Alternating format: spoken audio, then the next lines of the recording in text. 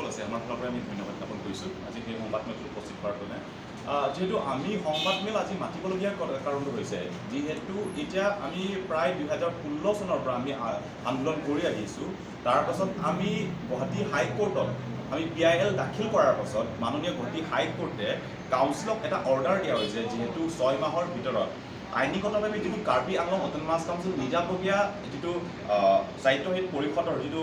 নিৰ্বাচন কৰা হয় সেইটো নিজাববীয়া এটা ৰুলছটো সেইটো থাকিব লাগে আৰু নিয়মতে সেইটো আমাৰ ইণ্ডিয়ান কনষ্টিটিউশ্যন ভাৰতৰ সংবিধানৰ মতে আমি সেইটো বিচাৰিছোঁ কিন্তু এতিয়া আমি দেখা পাইছোঁ যে এতিয়া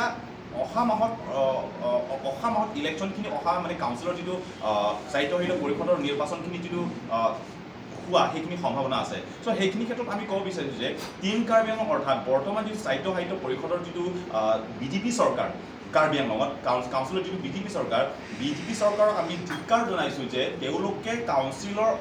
গুৱাহাটী হাইকোৰ্টত অৰ্ডাৰ থকাৰ পাছতো সিহঁতে সেই অৰ্ডাৰৰ মতে তেওঁলোকে কামখিনি কৰা নাই বা কাৰ্বি আংলঙৰ জনগোষ্ঠীৰ প্ৰতি বা কাৰ্বি আংলঙৰ ৰাজ্যৰ প্ৰতি ৰাজ্যে যিটো বিচাৰিছে যিটো আন্দোলন কৰি আহিছে তেওঁলোকক দাবী পেলাই নিজৰ মতে নিজৰ ৰাজনীতি যিটো আগুৱাই যাৰ কাৰণে বা নিজৰ লাভৱান হোৱাৰ কাৰণে সেই ইলেক্টৰেল বা যি কাউন্সিলৰ যিটো ৰুলছো আজিলৈকে গঠন কৰা নাই বা তেনেকুৱা নিৰ্মাণ তেনেকুৱা কৰা নাই কোনো ধৰণৰ সেইটো সেইকাৰণে তেওঁলোকক আমি ধিক্কাৰ জনাইছোঁ আৰু অকল সেইটো বুলি নহয় যিহেতু আমি কাৰ্বি আংলঙৰ পৰা এছেম্বলিত আমি কাউন্সিলত আমাৰ স্বায়ত্তশাসিত পৰিষদত আমাৰ কাৰ্বি আংলঙৰ পৰা আমাৰ নিজৰ ৰিপ্ৰেজেণ্টেটিভ আছে ইয়াৰ পাছত আমাৰ এছেম্বলিত তাতো আমাৰ MLA আছে তাৰপাছত আমাৰ পাৰ্লিমেণ্টত আমাৰ MP আছে তাৰ পাছতো আমি 4জন কাৰ্বি আংলঙৰ পৰা আমি MLA নিৰ্বাচন কৰি পেলাই তাত আমি কাৰ্বি আংলঙৰ ৰাইজৰ প্ৰতি পঠাই দিয়া মানে কাৰ্বি আংলঙৰ নিজৰ অস্তিত্বটো বজাই ৰখা বা আমাৰ মতামতখিনি যাতে প্ৰকাশ কৰিব পৰা যায় দিছপুৰত তাৰ কাৰণে আমি তাত পঠাইছোঁ কিন্তু আমি যিটো দেখা পাইছোঁ কাৰ্বি আংলং যিমানখিনি আন্দোলন নকৰক কিয় কাৰ্বি আংলঙৰ যিমানখিনি ৰাইজৰ যিমানখিনি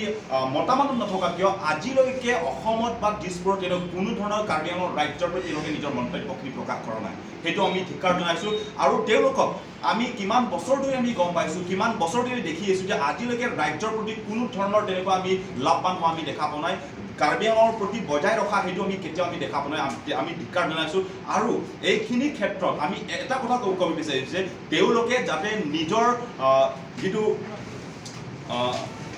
যিখিনি পৰ্যায়ত আছে যাতে তেওঁলোকে এইখিনি সংবিধানত বা